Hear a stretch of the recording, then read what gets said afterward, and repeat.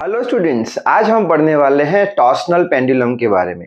तो आज के इस वीडियो में सबसे पहले तो हम ये समझेंगे कि ये जो टॉर्सनल पेंडुलम है उसका मतलब क्या होता है, और साथ ही साथ टॉर्सनल पेंडुलम का जो टाइम पीरियड का इक्वेशन आता है उसका डेरिवेशन हम देखेंगे, जो एग्जाम में बहुत बार पूछ लेते हैं।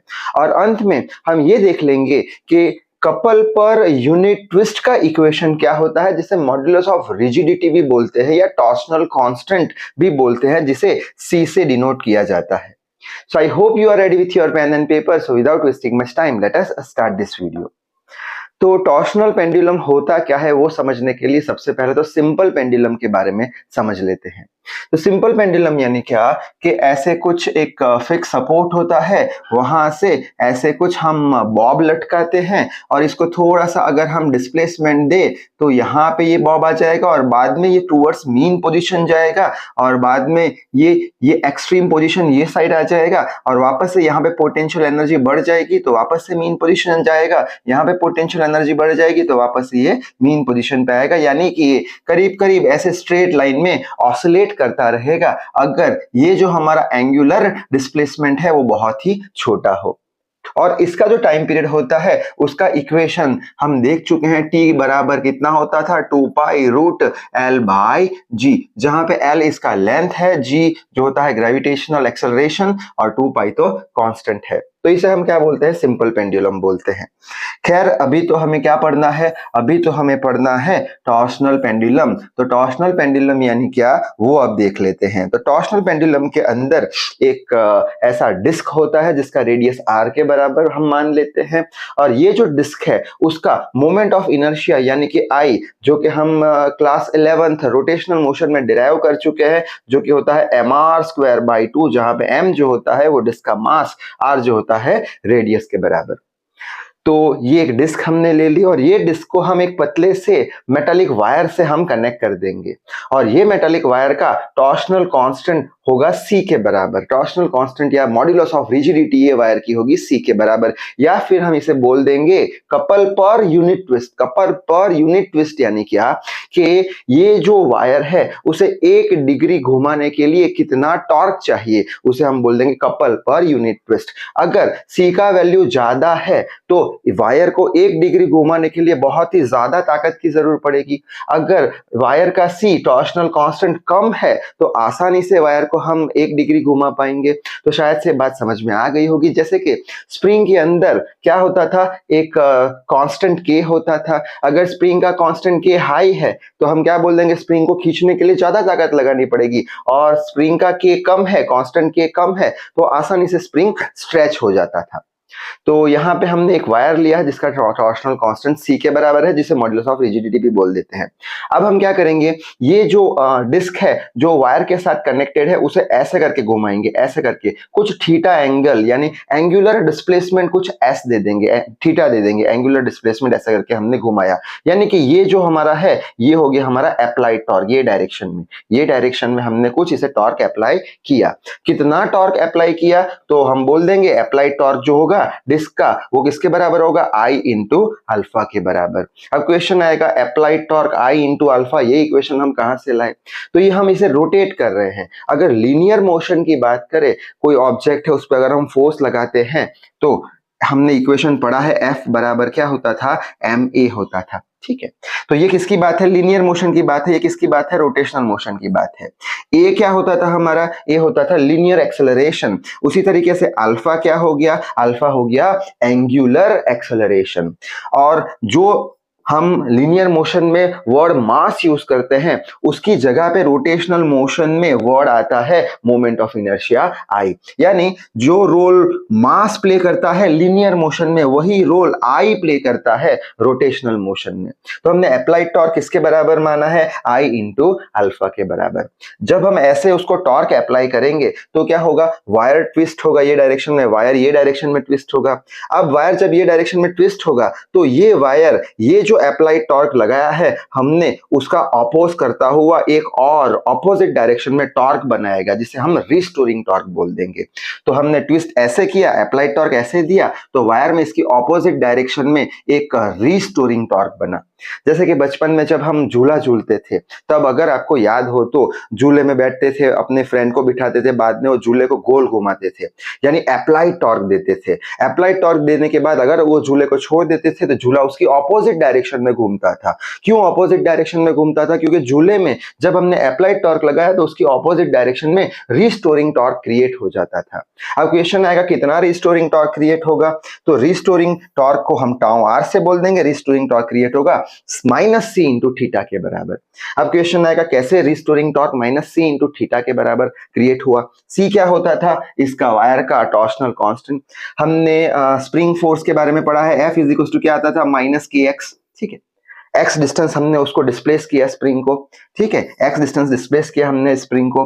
तो यहाँ पे रोटेशनल मोशन में हम कितना डिस्प्लेसमेंट दे रहे हैं? थीटा, एंगुलर डिस्प्लेसमेंट दे रहे हैं। तो थीटा तो आ गया एक्स की जगह, तो ये बात तो समझ में आ गई थीटा कैसे आया। बाद में स्प्रिंग कांस्टेंट होता था के। ऐसे ही यहाँ पे ये हमने क्या बोला है? सी को बोला है हमने ये जो हमारा वायर है उसका टॉर्सनल कांस्टेंट। तो टॉर्सनल कांस्टेंट यहाँ पे के है, तो यहाँ पे हमने क्या ले लिया? सी ले लिया। और यहाँ पे माइनस साइन, तो यहाँ पे भी माइनस साइन लगा दी।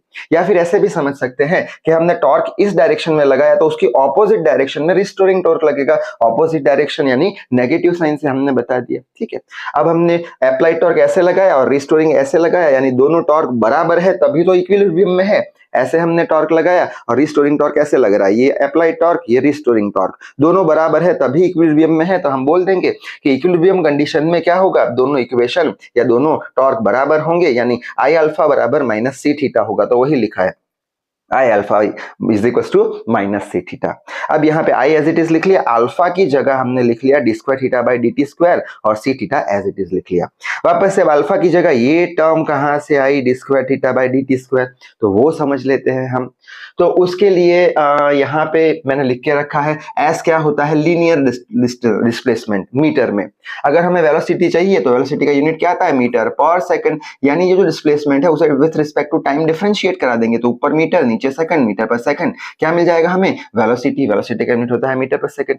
अब अगर हमें एक्सेलरेशन चाहिए तो ds बाई dt क्या है? ds बाई dt है मीटर पर सेकंड यानी वेलोसिटी। ये ds बाई dt को एक बार और with respect to time differentiate करा देंगे, तो ऊपर क्या होगा? मीटर, और नीचे क्या होगा? टाइम इंटू टाइम, यानी उसका unit second into second, second का स्क्वायर, मीटर पर सेकंड स्क्वायर किसका यूनिट हो जाएगा? एक्सेलरेशन का। यानी ये टर्म को हम लिख पाएंगे D square S by D T square, D square S by D T square किसके बराबर होगा? एक्सेलरेशन के बराबर होगा। कौन सा एक्सेलरेशन? Linear acceleration. यहाँ पे कौन सा हम पढ़ रहे हैं? Angular acceleration alpha.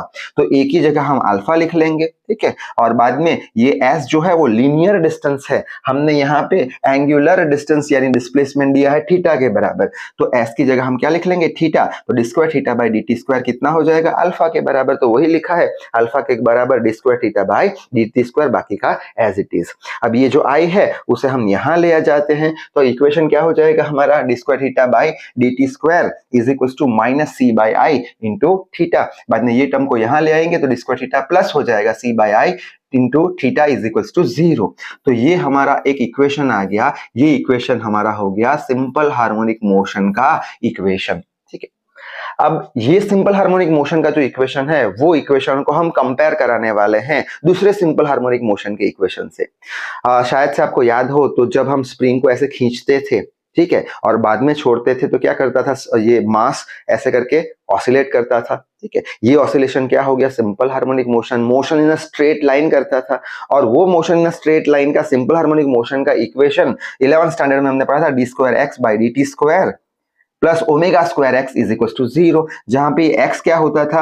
एक्स होता था हमारा लीनियर डिस्टेंस। ठीक है, अब इसी तरीके से रोटेशनल की बात करें तो एक्स की जगह क्या आ जाएगा? एंगुलर डिस्टेंस आ जाएगा। तो यहाँ पे हम क्या कर देंगे? यहाँ पे एक्स की जगह थीटा रख देंगे, तो यहाँ पे एक्स की जगह थीटा रखा तो आ गया D square theta D T square plus C by I, omega square कुछ है और एक्स क्या है? थीटा है। यानी कि ये जो हमारा इक्वेशन है इसे हम इसके साथ कंपेयर कर देंगे। कंपेयर करने पर क्या हमें मिलेगा? ये जो ओमेगा स्क्वायर है, ये ओमेगा स्क्वायर का वैल्यू हमें किसके बराबर मिल जाएगा? सी बाई आई के बराबर मिल जाएगा। ओमेगा क्या हो जाएगा? स्क्वायर निकाल देंगे तो under square root C by I आ जाएगा। और ओमेगा का वैल्यू हमें पता है, ओमेगा का वैल्यू क्या होता है 2 pi by T under square root of C by I. हमें क्या चाहिए, टाइम पीरियड चाहिए, ये किसका, टॉर्सनल पेंडुलम का। तो टी को सब्जेक्ट बनाएंगे तो 2 pi under square root of C by I, ये आई ऊपर चला जाएगा तो टाइम पीरियड का इक्वेशन आ जाएगा 2 pi under square root of I by C, जहां पे आई क्या होता है, आई होता है हमारा moment of inertia M R square by 2 ये डिस्क के लिए। और सी क्या है, हमारा टॉर्सनल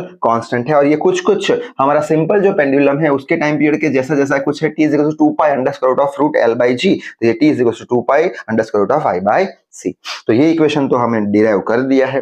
अब हम डिराइव करेंगे ये जो सी है, ये सी कपल पर यूनिट ट्विस्ट या फिर मॉडुलस ऑफ रिजिडिटी या फिर टॉर्सनल कांस्टेंट, सारी एक ही चीज है, उसका इक्वेशन डिराइव करेंगे। यानी सी का वैल्यू हम पता लगाएंगे, तो सी को सब्जेक्ट बनाना पड़ेगा, तो पहले स्क्वायर रूट से बाहर निकालेंगे। कैसे निकालेंगे, दोनों साइड स्क्वायर कर देंगे, तो T square is equal to 2 to the 4 pi square and I by C. C को सब्जेक्ट बना दो, तो सी को सब्जेक्ट बनाएंगे तो ये वाला इक्वेशन मिल जाएगा। बाद में आई का वैल्यू रखेंगे, आई का वैल्यू जिसका moment of inertia M R square by 2, तो ये एम आर स्क्वायर बाई 2 कर दिया है, 2 से 2 कैंसिल हो गया। फाइनल इक्वेशन हमें मिल गया सी का 2 pi square M R square divide by T का स्क्वायर, जहां पे टी होता है time period, M mass of disc है, आर रेडियस ऑफ डिस्क है, और इसका यूनिट होता है न्यूटन पर मीटर स्क्वायर। ठीक है, जिसे हम क्या बोलते हैं, मॉडुलस ऑफ रिजिडिटी भी बोलते हैं।